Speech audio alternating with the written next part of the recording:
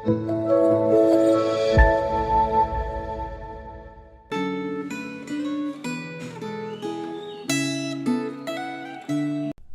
saudara, kembali di dalam Refleksi Gema tanggal 6 Juli 2022. Kita bersyukur kita bisa bersama-sama kembali merenungkan firman Tuhan yang hari ini akan berbicara tentang bagaimana sikap Tuhan terhadap kejahatan yang terjadi kepada orang-orang yang adalah kepunyaan Tuhan. Namun sebelum kita merenungkan firman Tuhan, saya mengajak kita bersama-sama bersatu di dalam doa. Bapa, kami datang di dalam hadirat-Mu Tuhan melalui doa ini. Kami memohon urapan daripada kuasa Roh Kudus. Menolong kami ketika kami membaca firman Tuhan dan merenungkannya, kami semakin dibukakan tentang siapa Tuhan. Tolong tundukkan hati dan pikiran kami, supaya hanya kebenaran-Mu lah saja yang kami dapatkan, yang kami renungkan, dan kami syukuri karena kami boleh melihat Engkau semakin jelas lagi. Terpujilah nama-Mu Tuhan, dalam nama Yesus kami berdoa, kami bersyukur. Amin. Saudara yang dikasihi Tuhan, memiliki seorang pembela ketika sedang terjadi sebuah konflik dalam diri kita atau dalam hidup kita, tentu akan memberikan suatu ketenangan.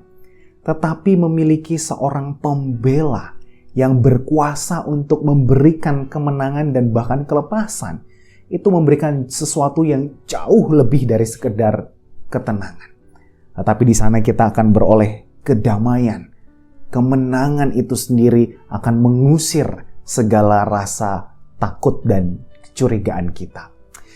Saudara, hari ini Refleksi Gema akan merenungkan firman Tuhan yang akan mengangkat sebuah tema, yaitu kejahatan akan dibalas Tuhan. Dan teks Alkitab yang akan kita renungkan bersama-sama yaitu dari Yehezkiel 35. Bagian ini saya akan hanya membacakan ayat yang ke-9 sampai yang ke-11 saja. Mari kita menyimak firman Tuhan.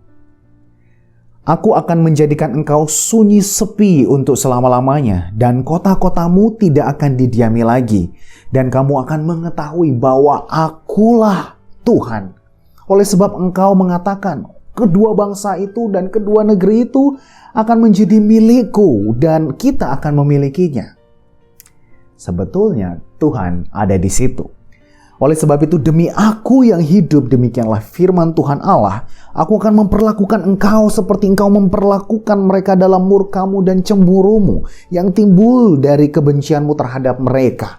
Dan Aku akan menyatakan diri kepadamu pada saat Aku menghakimi engkau. Saudara, teks ini adalah percakapan antara Tuhan melalui Nabi Yehezkiel kepada bangsa Edom. Dan seperti yang dituliskan oleh penulis Gema, latar belakang bangsa Edom adalah wakil dari semua musuh Israel yang mau mengambil alih tanah dari bangsa Israel. Edom dipilih untuk dihukum karena sejarah permusuhan yang begitu panjang dengan bangsa Israel. Edom adalah bangsa yang paling lama dan paling konsisten untuk menentang bangsa Israel dalam menduduki tanah perjanjian atau tanah Kanaan itu. Edom dihukum karena mereka nggak mau bantu saudara-saudara mereka yaitu umat Israel ketika ditimpa akan malapetaka. Dan saat Tuhan kemudian mengambil waktu untuk menghukum Yehuda, Edom justru menyerahkan saudara mereka ini kepada musuh mereka yaitu bangsa Babel. Dan setelah Yehuda ini dilemahkan oleh bangsa Babel, bangsa Edom ini menginvasi Yehuda. Dan di dalam teks yang kita baca tadi, terbesit bagaimana mereka yang menghina bangsa Israel itu ya dengan tanahnya yang akan menjadi sepi dan tidak akan didiami lagi. Ini menunjukkan di dalam ejekan mereka ini bahwa gak ada satu pribadi pun yang berkuasa untuk menahan gempuran kita. Yang ada di sana hanyalah kehancuran. Itu sebabnya mereka berkata sepi di sana dan tidak akan ada orang yang berdiam lagi di sana. Tetapi saudara, ini adalah tanda dari kasih Tuhan yang meskipun berkali-kali di pasal sebelumnya sudah berkata bahwa ia tidak akan berbelas kasihan, tidak akan menolong bangsa Israel, tetapi sesungguhnya di tengah-tengah penghukumannya, dia tidak pernah membiarkan biji matanya, kepunyaannya untuk dilepaskan dan menjadi kepunyaan dari orang lain. Itu sebabnya di dalam ayat 10, bangsa Edom mengatakan, kedua bangsa ini, kedua negeri itu akan menjadi milikku, kita akan memilikinya. Sebetulnya Tuhan ada di situ. Tuhan ada di situ. Ketika penghukuman sedang terjadi, Tuhan ada di sana. Meski pada waktu dia sedang menahan diri untuk menghajar dan mengajar anak-anaknya, Tuhan tetap ada di situ. Dan kejahatan terhadap anak-anaknya tidak pernah dibiarkan tanpa konsekuensi. Dan dalam ayat 11 ditunjukkan pula bagaimana Tuhan akan mengerjakan pembalasan terhadap musuh tepat seperti apa yang telah mereka lakukan kepada anak-anak Tuhan.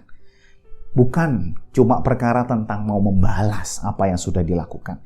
Tetapi lebih penting lagi, ini adalah tentang bagaimana Tuhan akan menyatakan dirinya kepada mereka.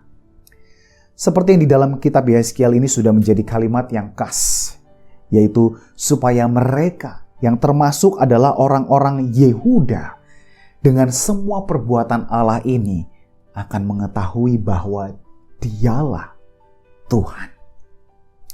Saudara, ketika Anda mengalami berbagai-bagai kecurangan, penindasan, atau mungkin dalam hal sehari-hari, Anda diremehkan oleh orang-orang lain dan alami ketidakadilan dalam berbagai bentuknya.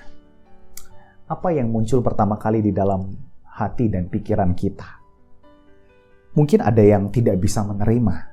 Ada juga yang mungkin merasa tersakiti dan ada juga yang bahkan kesal sekali ya dan kemudian segera ingin membalas akan hal tersebut. Tapi melalui perenungan kita pada hari ini, satu hal penting yang mula-mula layak untuk kita letakkan di dalam hati dan pikiran kita, yaitu pada saat ketidakadilan, penindasan, kecurangan, penghinaan itu terjadi atas kita, ingatlah bahwa Tuhan kita ada bersama dengan kita. Jika kita merasa tersakiti, ketahuilah Tuhan tidak hanya mengetahui, tetapi Dia juga turut merasakan apa yang kita rasakan. Sebab sesungguhnya siapapun yang menghina anak-anak Tuhan di dalam kesetiaannya, ia juga turut menghina Tuhan, dan Tuhan tidak akan pernah berdiam diri. Itu sebabnya Paulus di dalam Roma 12 yang berkata dalam konteks untuk hidup tidak lagi serupa dengan dunia yang mengajak untuk alami pembaruan baru, juga mengajak kita hidup di dalam kasih. Roma 12 ayat 19 itu mengatakan, saudaraku yang terkasih, janganlah kamu sendiri menuntut pembalasan, tetapi berilah tempat kepada Allah. Sebab ada tertulis bahwa pembalasan itu adalah hakku, hak Tuhan. Akulah yang akan menuntut pembalasan firman dari Tuhan.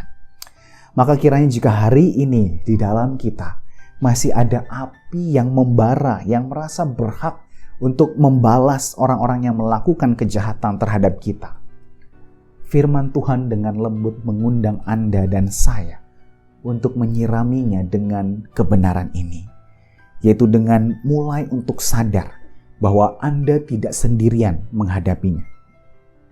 Tuhan tahu, Tuhan turut merasakan, dan Tuhan peduli dan pasti akan bertindak dengan caranya, dengan waktunya.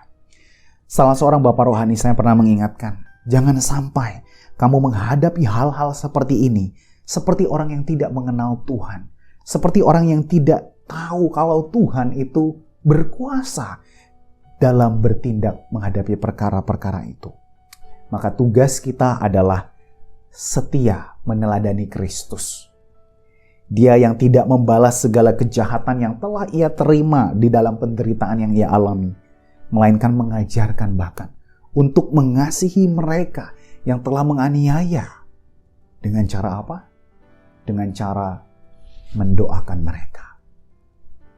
Tidak ada kuasa yang lebih besar untuk dapat mengubah seseorang jika kuasa tersebut bukan dari kuasa Tuhan sendiri. Hanya Tuhan yang sanggup mengubah hati.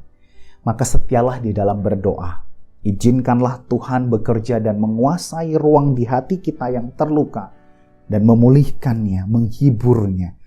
Jangan khawatir terhadap orang-orang di luar sana yang berusaha jahat terhadap kita.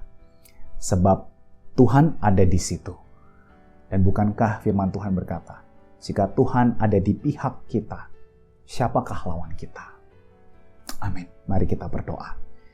Tuhan, berterima kasih karena Engkau Allah yang peduli, Engkau Allah yang berkuasa juga untuk bertindak. Sehingga di dalam berbagai tekanan yang kami alami, kami tahu kami tidak sendiri, kami punya Allah yang berkuasa. Kiranya firman ini boleh meneguhkan iman kami, sehingga kami mau tetap berjuang, hidup bersama dengan Tuhan, meskipun di dalam tekanan yang tidak mudah. Di dalam nama Tuhan Yesus Kristus kami mengucap syukur, kami berdoa. Amin. Tuhan Yesus memberkati saudara sekalian.